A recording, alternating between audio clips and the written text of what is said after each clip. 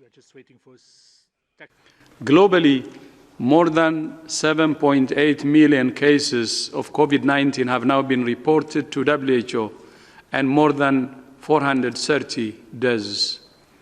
It took more than 2 months for the first 100,000 cases to be reported. For the past 2 weeks, more than 100,000 new cases have been reported almost every single day. Almost 75% of recent cases come from 10 countries, mostly in the Americas and South Asia. However, we also see increasing numbers of cases in Africa, Eastern Europe, Central Asia, and the Middle East.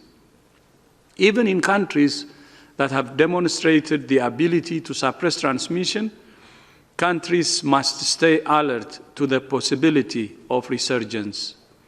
Last week, China reported a new cluster of cases in Beijing after more than 50 days without a case in that city.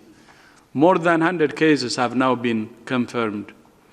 The origin and extent of the outbreak are being investigated. There have been much research done on the potential for coronaviruses and other viruses to survive on many surfaces, including packaging. And in this particular case, I think obviously it is one of the hypotheses, and this hypothesis continues and needs to be further tested. But I will be reticent to be in a position where all packaging and other things would need to be systematically tested. I think we need to look at what has happened in this case. I don't believe it's the primary hypothesis, but it needs to be explored.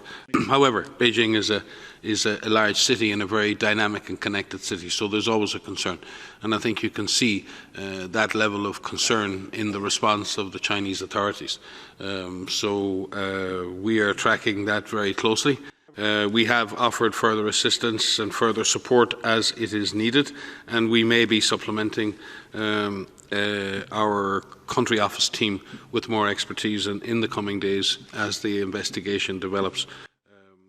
Media platforms and